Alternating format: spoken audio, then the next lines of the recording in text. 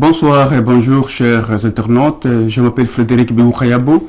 Vous êtes branchés sur la chaîne YouTube, mais également la page Facebook RDC Nouveau Départ. Merci pour votre fidélité, merci pour vos commentaires. Ça fait longtemps, une semaine, on n'a pas été en ligne. La raison est simple parce que nous sommes résolus, n'est-ce pas, de documenter les cas de Minembwe, c'est-à-dire l'érection de la commune de Minembwe et toute la problématique, n'est-ce pas, qui est autour de cette question. Comme nous sommes toujours en train de faire des recherches pour vous présenter nos analyses et ce que nous pensons par rapport à cette problématique, parce que nous sommes indépendants, nous voulons, n'est-ce pas, comme toujours, aborder la question de manière académique, en nous servant des faits et tout en appuyant, n'est-ce pas, dans notre argumentaire. Et donc, dans un bref délai, nous allons vous partager, n'est-ce pas, la dite réflexion et que vous allez retrouver sur notre page Facebook. Mais aujourd'hui, nous allons parler de cette problématique. Nous aurons comme invité M. Rémi, qui est habitué à notre chaîne. Rémi, c'est un défenseur des droits de l'homme, mais aussi un spécialiste pour des questions, n'est-ce pas, de paix, de sécurité. Il intervient aussi pour des questions relatives à la sécurité dans la sous-région, n'est-ce pas? Aujourd'hui, nous allons l'écouter, nous allons écouter ses réflexions par rapport à cette problématique. Je vais d'abord voir s'il est en ligne pour pouvoir le contacter. N'est-ce pas, merci beaucoup, je vois que tout va bien. RDC Nouveau Départ, c'est une chaîne YouTube qui est indépendante. J'en suis l'initiateur et le présentateur. Et notre, n'est-ce pas, thématique ou ligne éditoriale, c'est la justice, la paix et le développement. Et voilà, chers internautes, nous sommes très contents parce que vous nous êtes fidèles. Merci de vous avoir abonnés. Merci de partager nos émissions. Merci beaucoup. Je pense qu'ensemble, nous allons tenter tant soit peu à résoudre, n'est-ce pas, ou bien à contribuer à la résolution de ces problèmes au sein de notre communauté ou de notre société, qui également pourra servir d'exemple au niveau international. Merci beaucoup, Adrien, d'être en ligne. Je pense que les sons sont bien. Voilà. Ok. Nous allons devoir faire la petite introduction par rapport à la problématique. Dans les faits, qu'est-ce qu'il faut retenir? Tout part de ce qu'on appelle la caravane de paix venant de Kinshasa, la capitale de la RDC, se dirigeant vers l'est de la RDC. Ça veut dire Beni, Ituri, jusqu'à Minembwe. Minembwe, nous sommes au sud Kivu. C'est je dirais, Minembwe, ça se situe au sud Kivu, n'est-ce pas, dans les hauts plateaux d'Uvira et de Fizi, mais aussi ça comprend une partie de Mwenga. Uvira, géographiquement, ça se trouve au sud de la ville de Bukavu. Et quand vous arrivez à Uvira, à gauche, en descendant, bien entendu, à droite, bien entendu, il y a une chaîne de montagnes qu'on appelle Mitumba. Et c'est vers cette partie-là, au-delà de cette chaîne de montagnes, où ça se trouve Minembwe.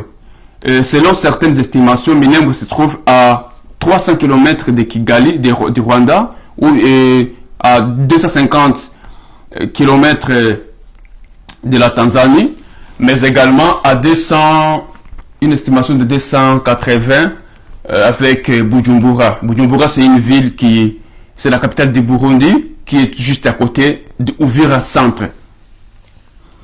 Maintenant, qu'est-ce qui a été constaté?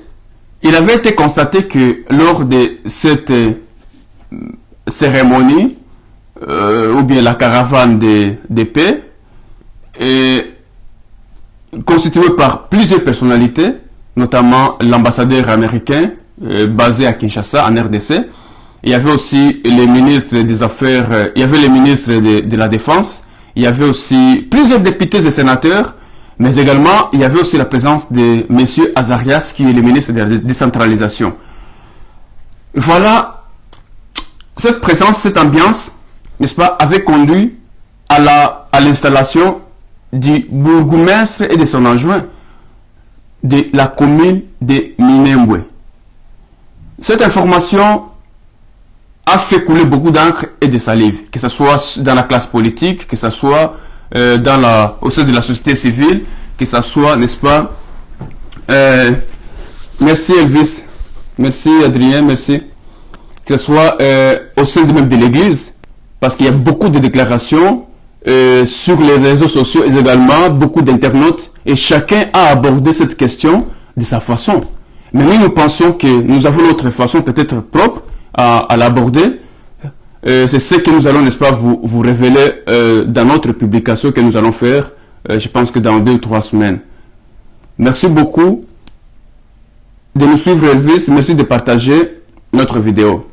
Maintenant, la présence de l'ambassadeur américain, la présence de M. Azarias, la présence de beaucoup, donc cette ambiance-là, n'est-ce pas, a donné l'impression aux Congolais, aussi bien de la diaspora que ceux vivant ici au pays, que c'était le début de la balkanisation, parce que pour la petite histoire, vous savez que les Banyamulenge ont toujours été présents ou bien impliqués dans beaucoup de conflits, n'est-ce pas, armés qui ont endeuillé la RDC.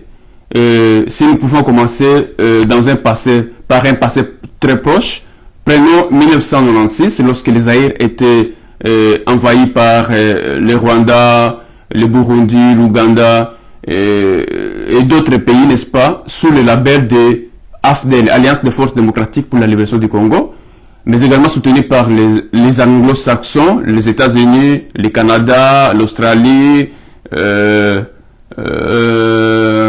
même certains pays scandinaves, n'est-ce pas, accompagné aussi par certaines multinationales, et l'objectif était, n'est-ce pas, de balkaniser, mais aussi piller les ressources naturelles de la RDC.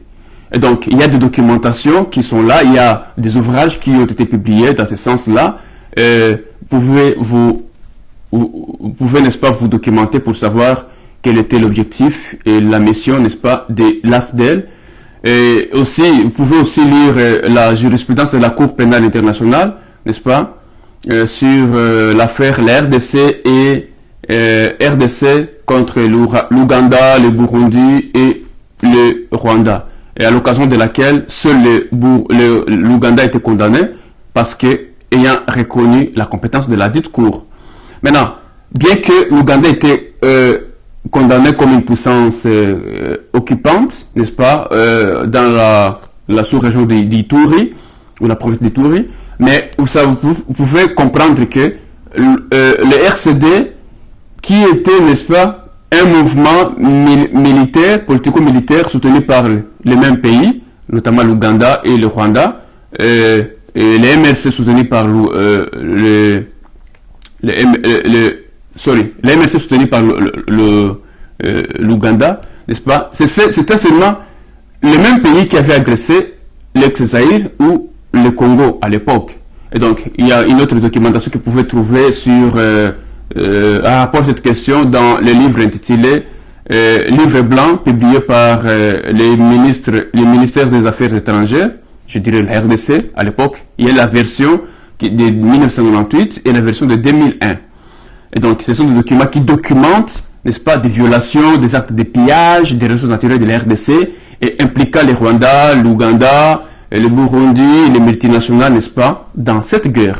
Et donc, voilà maintenant, il faut se rappeler que pendant la RDC, le mouvement RCD, le Rassemblement Congolais pour la démocratie, conduit par Azarias Ruberwa, à son temps, n'est-ce pas, il y avait déjà des tentatives d'ériger Minembwe en commune, en territoire, c'était en territoire. Et à son temps, Minembwe, selon la délimitation de Minembwe s'étendait, n'est-ce pas, dans les autres territoires voisins, notamment le Bushi, Uvira et refusé. Mais à l'issue des négociations Sun City, n'est-ce pas, les belligérants s'étaient entendus de supprimer cette question. Il n'était pas question de reconnaître la décision portant création du territoire de Minembwe à son temps. Et avec le temps, n'est-ce pas, Minembwe venait et rentrait, ça apparaît, et puis à chaque fois que ça apparaissait, n'est-ce pas, ça crée des tensions sur le plan politique, sur le plan sur le plan national, et même au sein de la diaspora. Et récemment, cette question, revenant encore sur la table, a créé des tensions. Et c'est de cela que nous allons, n'est-ce pas, discuter ce soir avec notre ami Rémi, que nous allons devoir appeler pour voir s'il est en ligne maintenant. Alors, monsieur Rémi, nous allons l'appeler.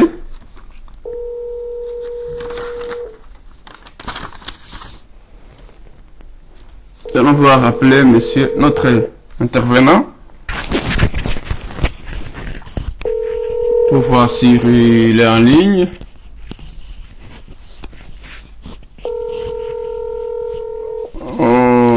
On est en train de l'appeler. On va voir s'il est en ligne.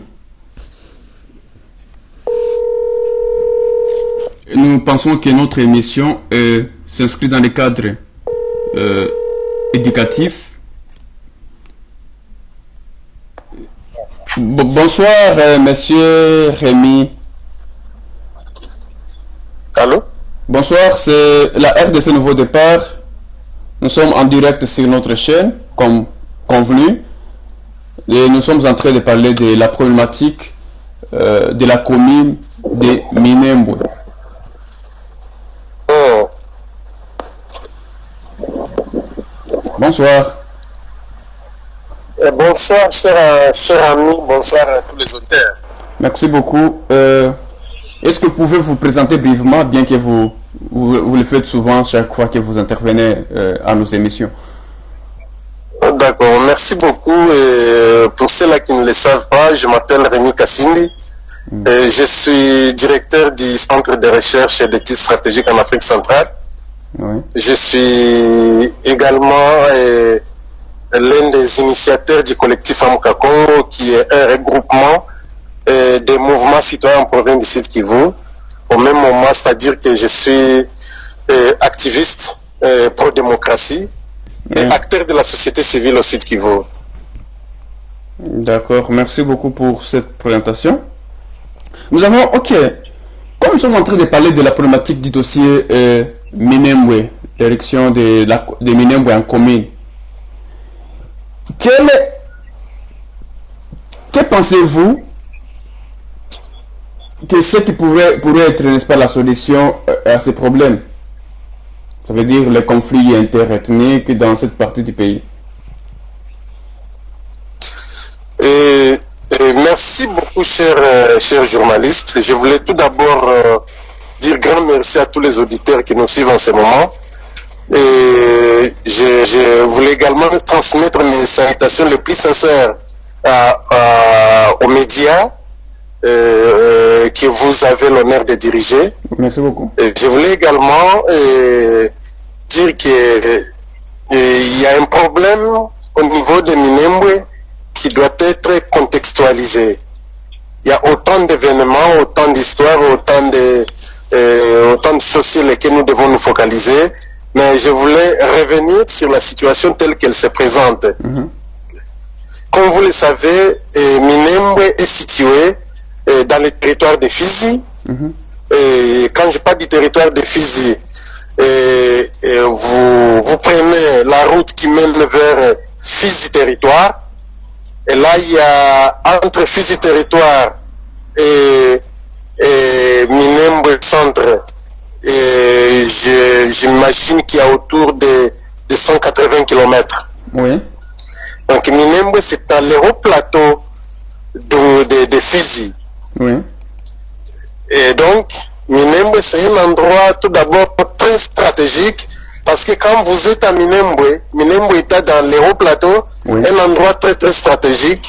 Ça dit que vous pouvez facilement contrôler les zones telles que vous pouvez suivre facilement la situation telle qu'elle se présente à Bujumbura. Oui. Vous pouvez suivre la situation au Rwanda, Oui. en RDC, je parle ici de Kivu, Oui. et même plus loin, comprendre ce qui se passe du côté de Kigoma. Donc, Minembwe est un endroit vraiment stratégique et je pense que tout ce que nous devons faire en ce moment, c'est de rendre cet endroit plus bénéfique en faveur de la République démocratique du Congo, parce que en contrôlant Minembwe, vous contrôlez toute la région. Ça, c'est un élément très très important que vous devez suivre et vous devez comprendre. Oui. Je voulais revenir également sur le contexte local. Comme vous le savez, c'est un endroit propre à l'élevage Oui. et à l'agriculture. C'est-à-dire, quand vous êtes sur place, vous devez vous contenter de l'agriculture et de l'élevage. Mais aussi, comme vous le savez également, Oui. il y a Minembwe dans les hauts plateaux, mais aussi sur la littoral du lac Tanganyika. Oui. Ce sont nos compatriotes Babembe qui font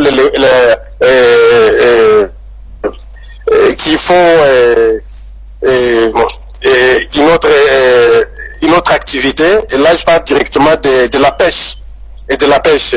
Okay. Et je pense qu'il y a nos compatriotes Babembe qui sont beaucoup plus impliqués dans la pêche et l'élevage sur la littoral du lac Tanganyika, mais également de l'autre côté, il y a les amis Bafuliru qui sont beaucoup plus impliqués dans l'agriculture.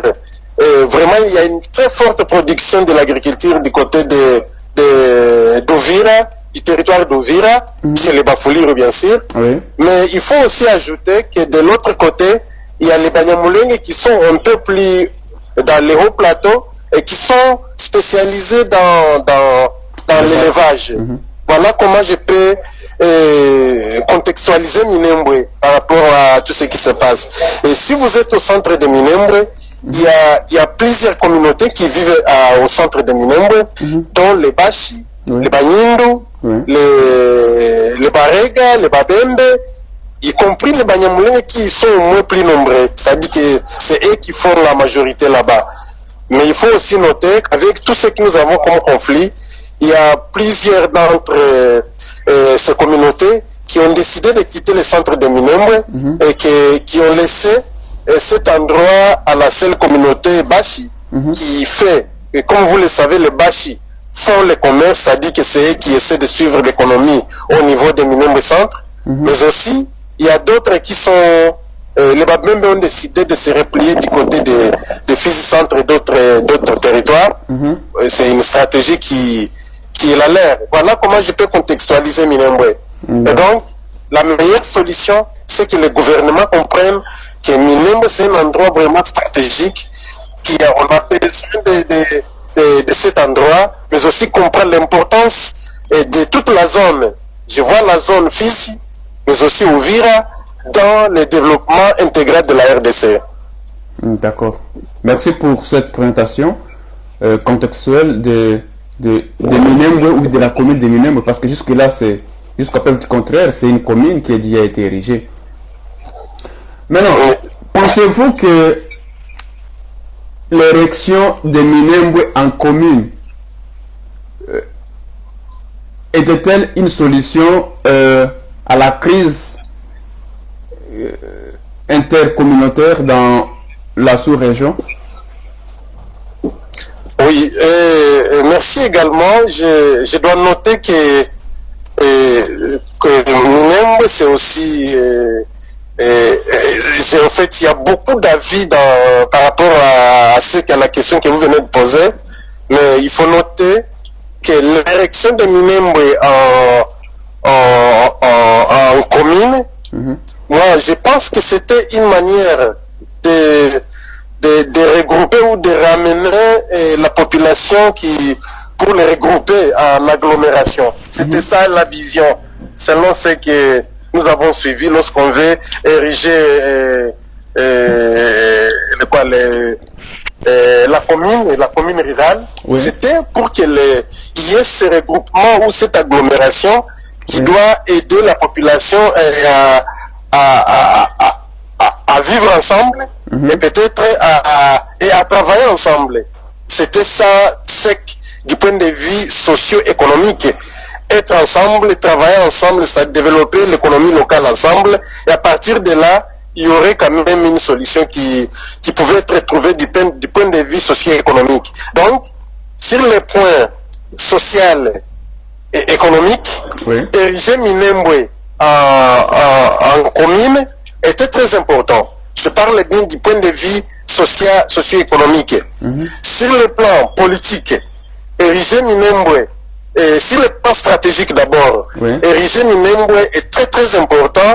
Je venais de contextualiser Minembwe dans les hauts plateaux. Et donc vous comprenez que sur le plan stratégique, c'est une zone qui doit être contrôlée par notre gouvernement. Je dis bien par notre gouvernement. Et pourquoi ça doit être très contrôlé, pour reprendre votre expression, par le gouvernement? Oui, je venais de parler là de sa situation géostratégique. Et quand vous êtes sur place, vous pouvez suivre tout ce qui se passe dans la région. Et ce qui se passe dans la région, c'est autour de Bujumbura et autour de Kigali, et pourquoi pas Kigoma, même en RDC. Donc vous comprenez que vous devez nécessairement suivre ce qui se passe sur place. Raison pour laquelle, du point de vue géostratégique, du point de vue sécuritaire, c'est un endroit stratégique qu'il faut sauvegarder. C'est un endroit stratégique à sauvegarder. Voilà. Oui. Maintenant, la question suivante est de savoir si, pourquoi chaque fois, pourquoi on a tant voulu ériger Minembwe à une entité territoriale administrative? Parce qu'il il se souviendra que pendant la rébellion du RCD, Minembwe était déjà un territoire. Mais ce qui était contesté, et par la population locale, et par les belligérants à Sam City, n'est-ce pas? Et aujourd'hui, la question revient, ça pose le problème. En 2015-13, ça avait posé le problème. En 2015, ça a posé le problème. Mais aujourd'hui, on est toujours dans la même situation. Qu'est-ce qui fait à ce que Minembwe soit autant controversé?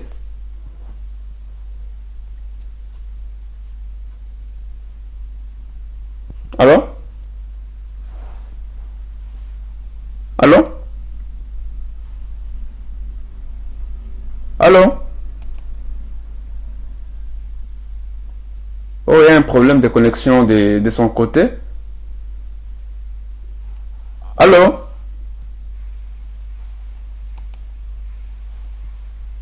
Allô? Oh là là. Je vais devoir les rappeler.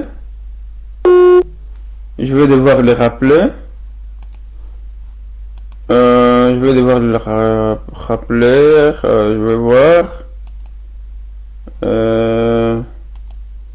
Et je pense que vous êtes en train de comprendre quels sont les enjeux. Allô? Allô? Oui, ok, la connexion est rétablie. Je posais la question suivante. Pourquoi il y a tant de controverses sur cette partie du pays? Vous l'avez expliqué, c'est un endroit stratégique.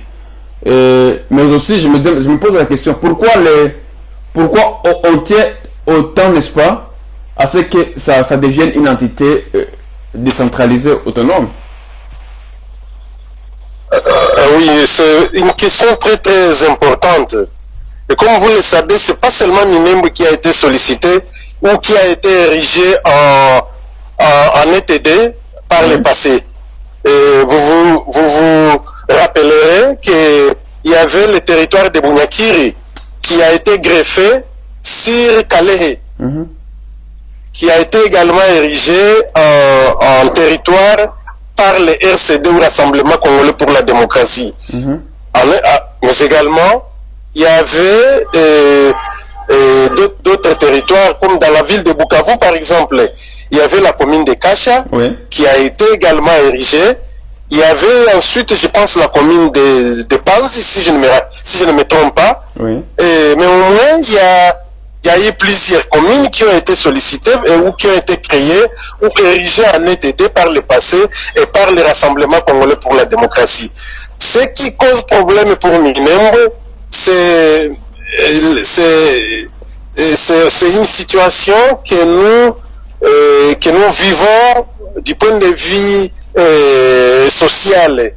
Il y a un problème de contestation au niveau local. Et là, je parle des amis qui sont sur place, qui estiment que les compatriotes Banyamulenge ne sont pas originaires de Fizi. C'est eux qui estiment. Alors que je pense que nous devons quand même travailler sur cette question et comprendre ce que nous devons faire et les choses les plus importantes à faire. Moi, en tant qu'acteur de la société civile, j'estime que tout ce que nous devons faire, c'est de vivre ensemble. Mais je me dis également que la plus grande difficulté que nous avons dans cette zone, c'est la pauvreté. Si au moins il y avait des activités dans la zone, s'il y avait quelque chose à faire, il y avait du travail à tout le monde, on n'aurait pas cette controverse autour de Minembwe, parce que chacun se focaliserait sur son travail et les choses iraient plus mieux.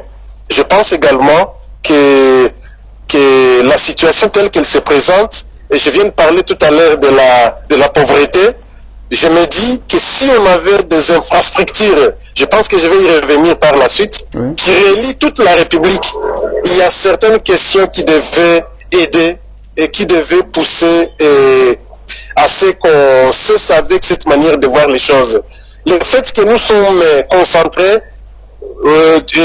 nous naissons dans un village, nous grandissons dans les mêmes villages, jusqu'à ce qu'on vieillit dans les mêmes villages. On ne connaît pas ce qui se passe aux alentours ou autour de nous.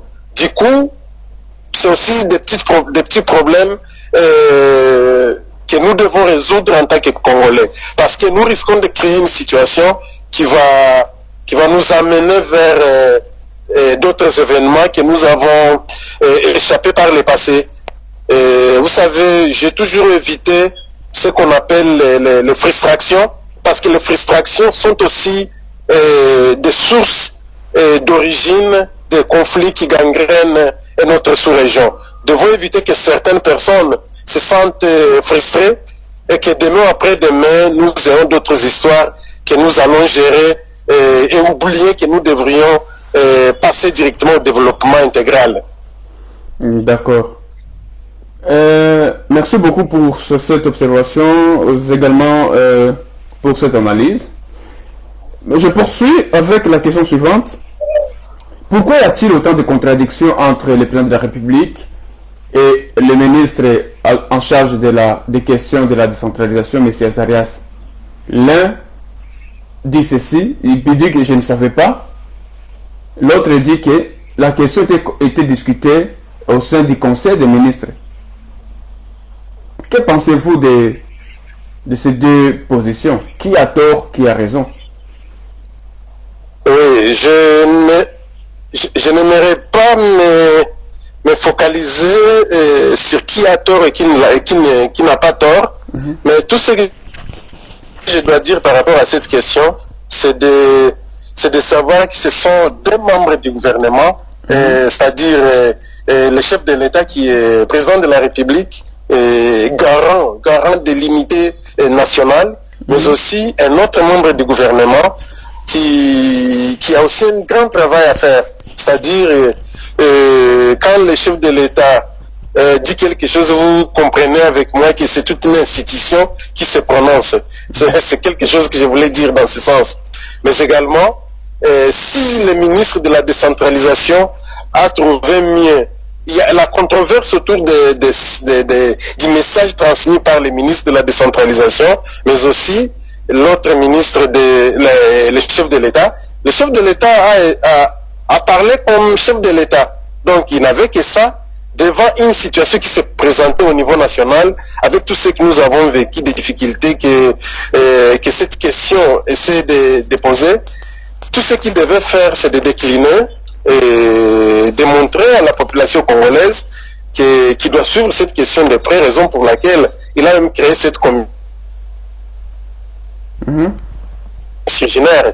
Je pense qu'il avait raison de le faire parce que selon moi, il y a beaucoup de choses à faire sur place.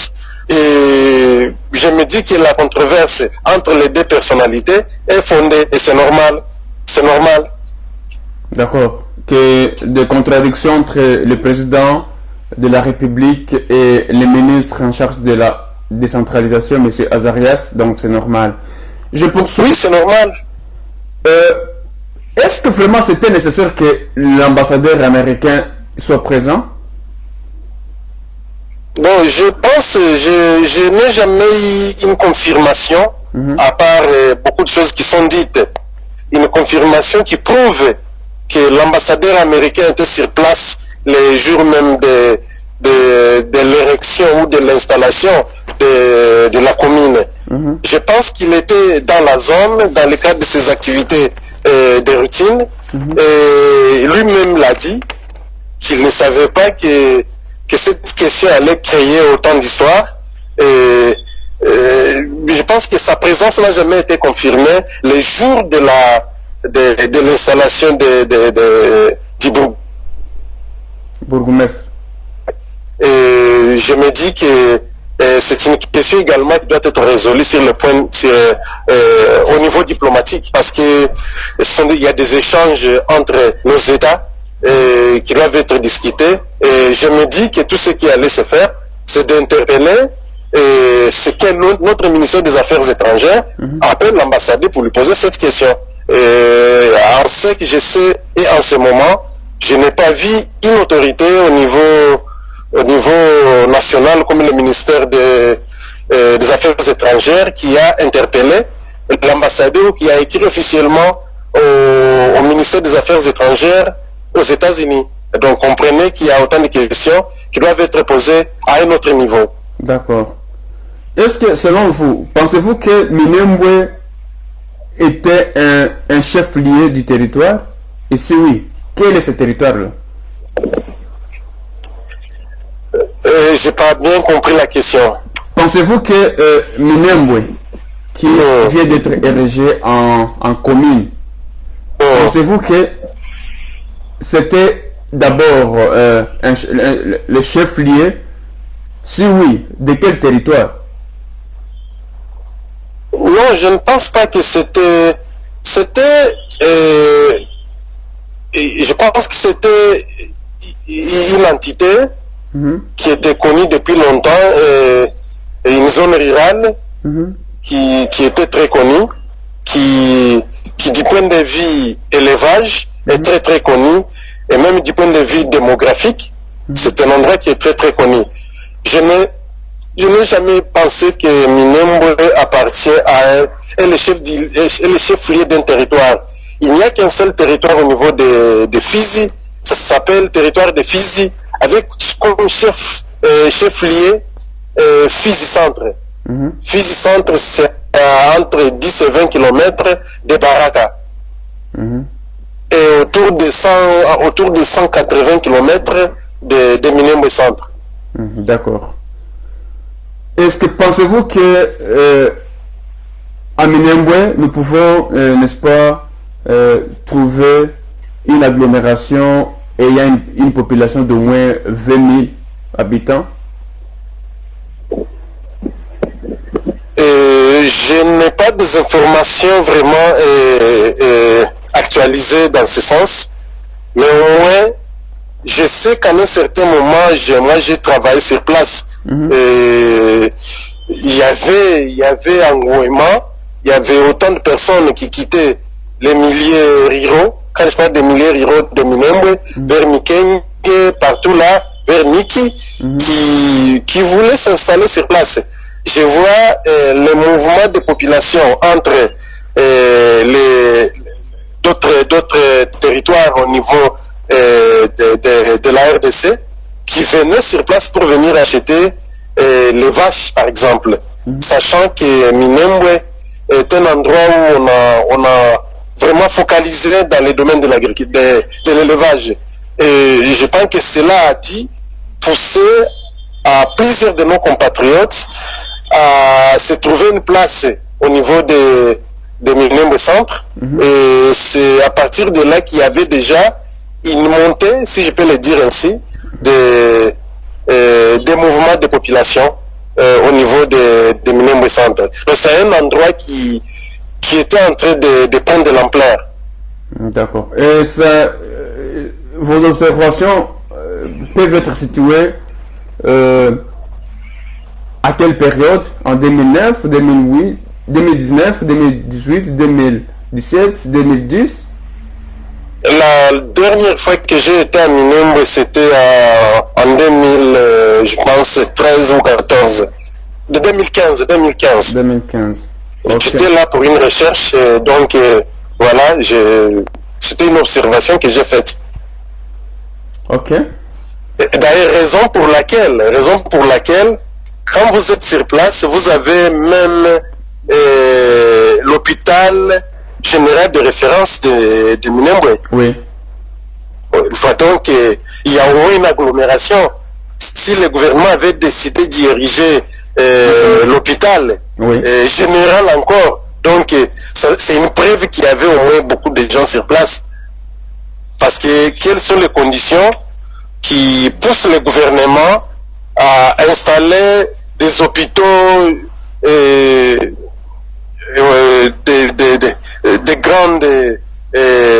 grandes valeurs dans certains territoires? Je pense qu'il y a des conditionnements dans ce sens. D'accord. Je reviens aussi sur la question des contestations entre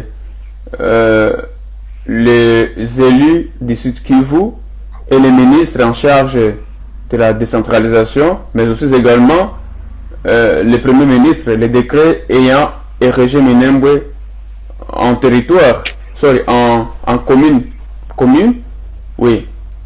Parce que la loi de 2008 sur la décentralisation, à son article 46, qui pose des conditions, notamment pour que une entité soit érigée en entité territoriale décentralisée, il faut que celle-ci, n'est-ce pas, soit le chef-lieu du territoire. Ça, c'est la première condition. La deuxième condition, il faut que cette entité ait une agglomération ayant une population d'au moins 20 000 habitants, n'est-ce pas?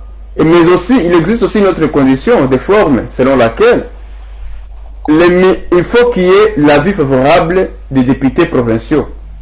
Mais dans les cas sous-examen, on a constaté que les députés provinciaux du Sud Kivu n'avaient pas donné l'avis favorable s'agissant de Minembwe en tant que tel. Pensez-vous qu'il y avait faute? En fait, je me rappelle que nous avons un tout petit peu suivi cette question et je voulais revenir sur cet aspect et dire que vous, chers amis, il y a beaucoup, je pense qu'il y a mille et une questions que nous devons nous poser sur cette affaire. Il y a eu plusieurs communes et plusieurs endroits qui ont été érigés en communes rurales. Oui. Je me rappelle qu'à un certain moment, on s'est posé la question pourquoi il y a, par exemple, les Kamanyola, il y a Luvungi, il y a il y a Baraka Centre, il y a, ou d'ailleurs dans certains endroits du site Kivu, on a déjà des bourgmestres qui sont déjà installés comme à Uvira, mais il faut noter qu'à Kavumu par exemple, il y a jusque-là pas un bourgmestre qui est installé. Alors je dois dire que, comme vous le savez, le président Baleke, qui est originaire du territoire d'Uvira, en tant que président de l'Assemblée provinciale, et beaucoup d'autres personnes ou députés provinciaux qui ont pris cette question comme étant vraiment politique. Et je pense qu'il n'y a pas eu assez de personnes qui ont mené un plaidoyer pour que la commune de Minembwe soit vraiment érigée comme,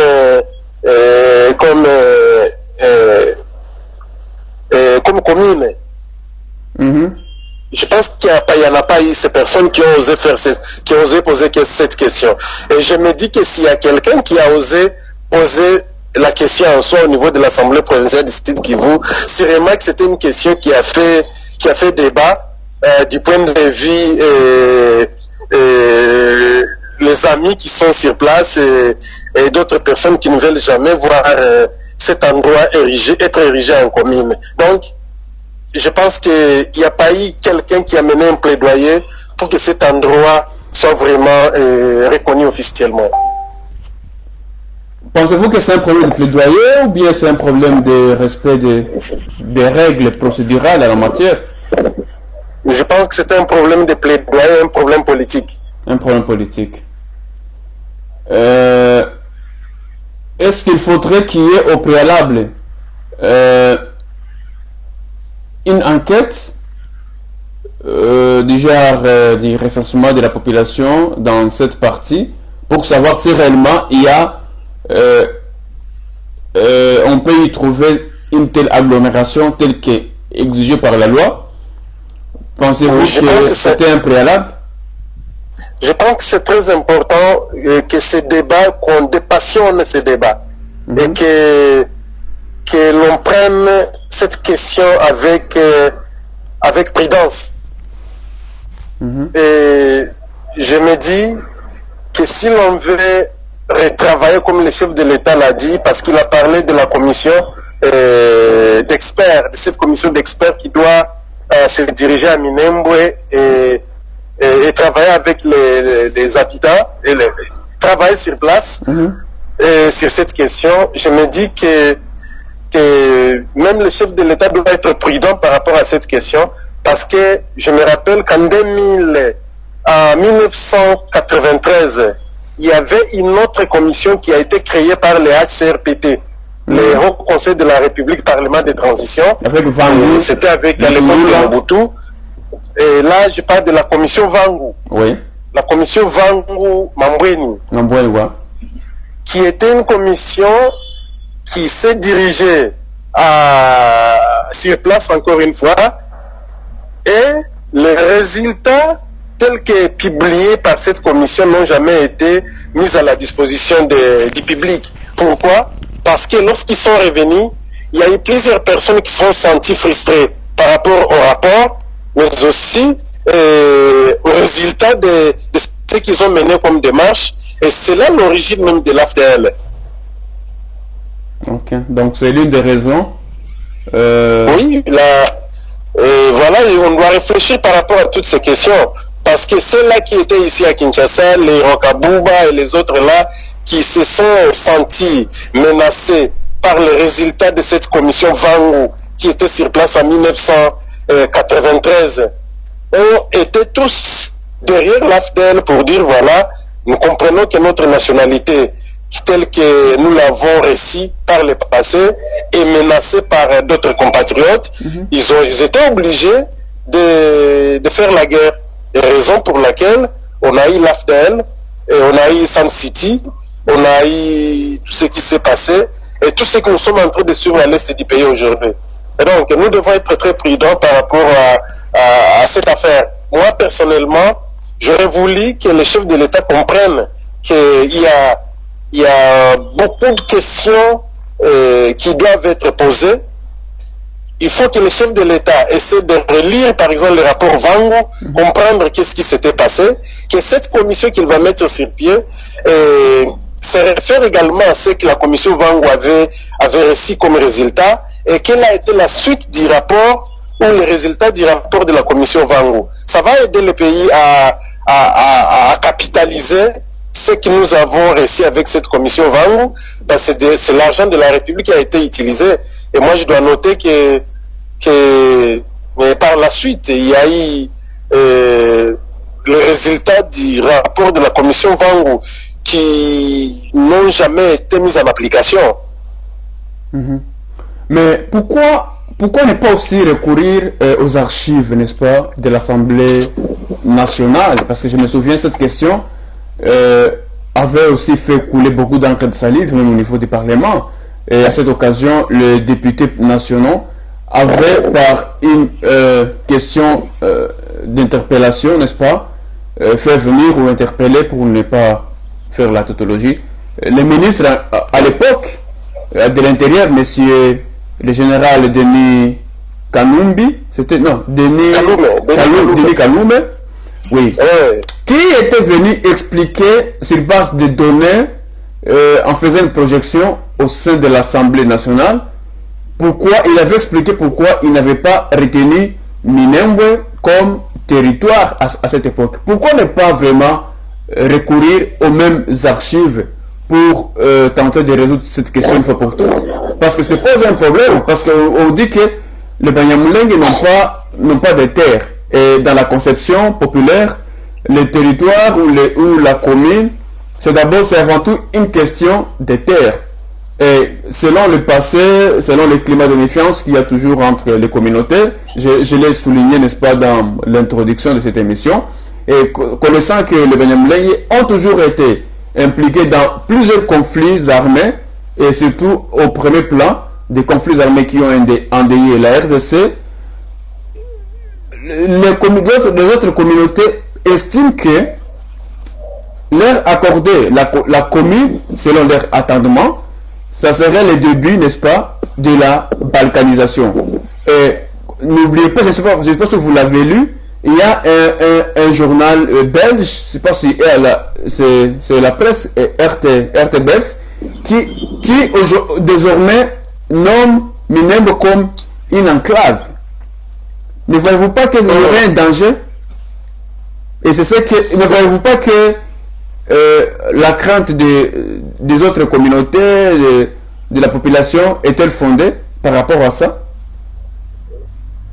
Je venais de dire tout à l'heure que nous devons dépassionner ce débat parce que c'est un débat très très sensible. Très même. Et parlant de ce que vous venez de poser comme question tout à l'heure sur les rapports de Denis Kaloume, le général Denis Kaloume, qui fut ministre de l'Intérieur à l'époque, je pense que c'est aussi un ajout par rapport à ce que je venais de dire tout à l'heure. Je parle ici du rapport de la commission Vango. Je pense qu'il y a autant de rapports qui sont dans les archives du Parlement national.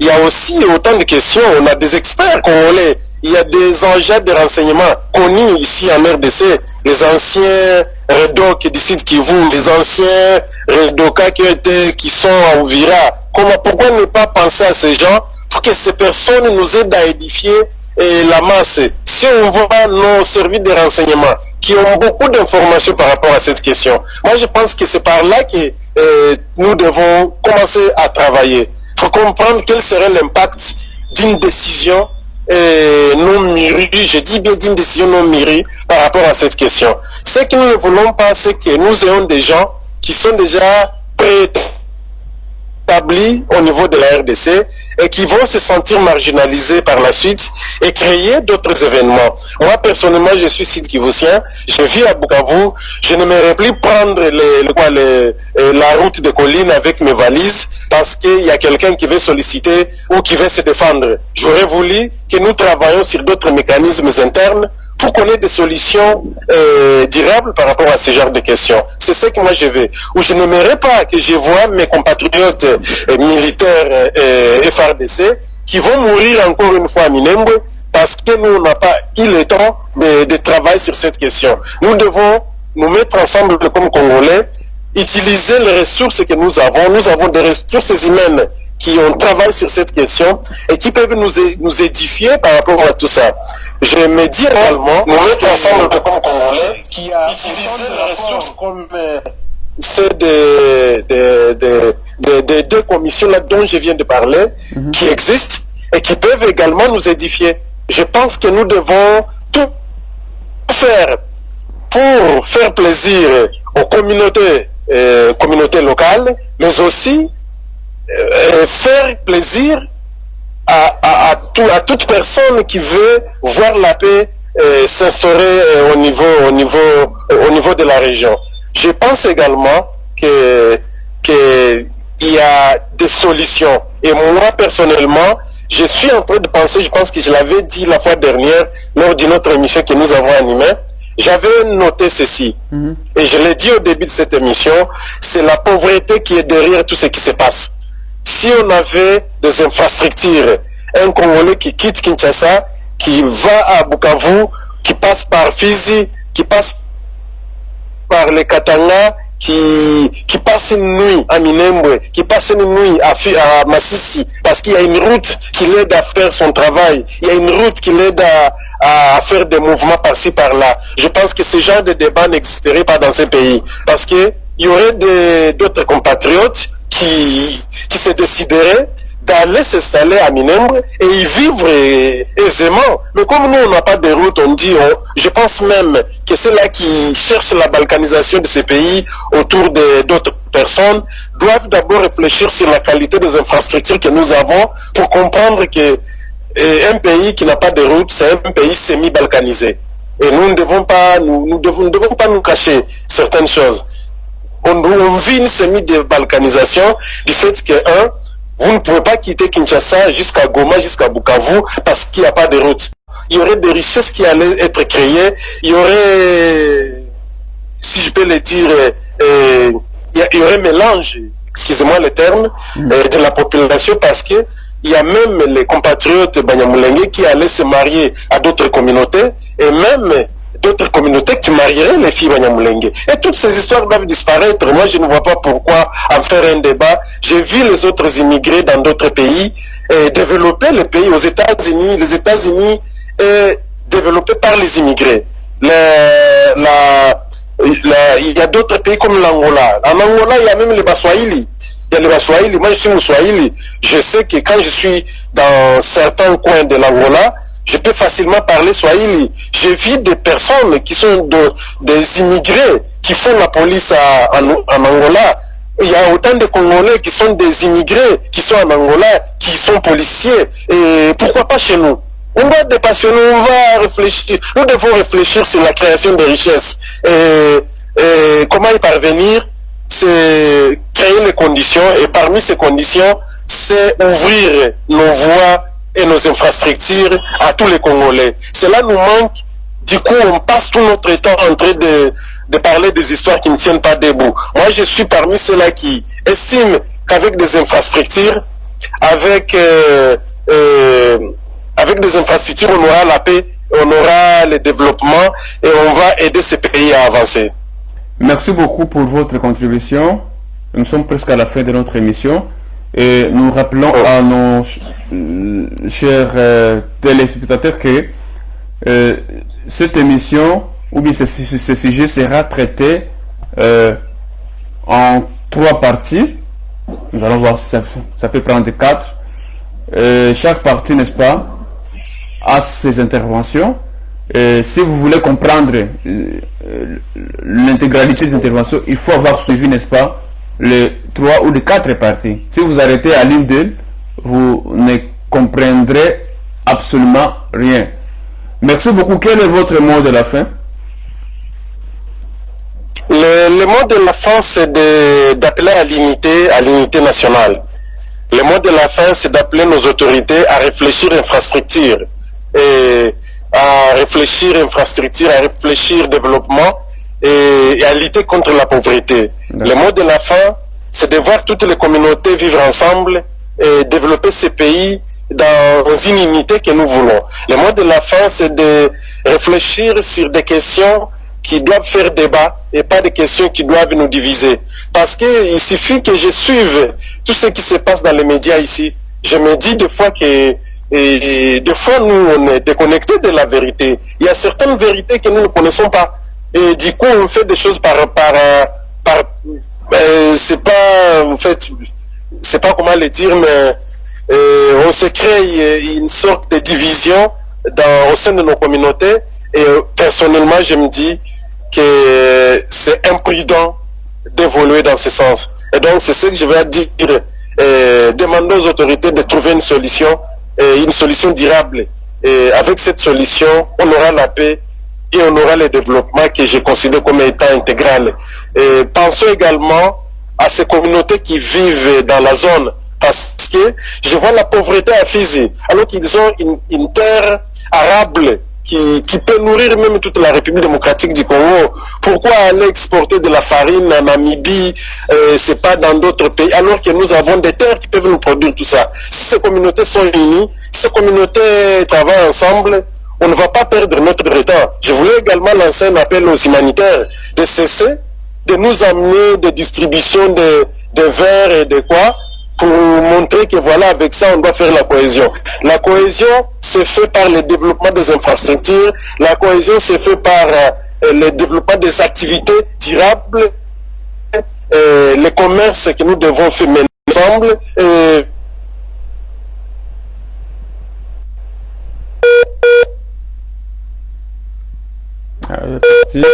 La farine. Il n'y a pas besoin de la distribution de la farine au Minembwe. Ok. Merci beaucoup pour cette intervention. Vous plaidez pour la paix, la cohésion nationale et le développement en RDC, mais également dans cette partie, n'est-ce pas, du pays qui a toujours été le point d'échappement des conflits pendant plusieurs décennies. Merci beaucoup et à la prochaine. Je pense que lors de notre peut-être deuxième partie, nous aurons encore recours à vous pour aborder la même question, mais la même thématique, mais avec d'autres questions. Merci beaucoup.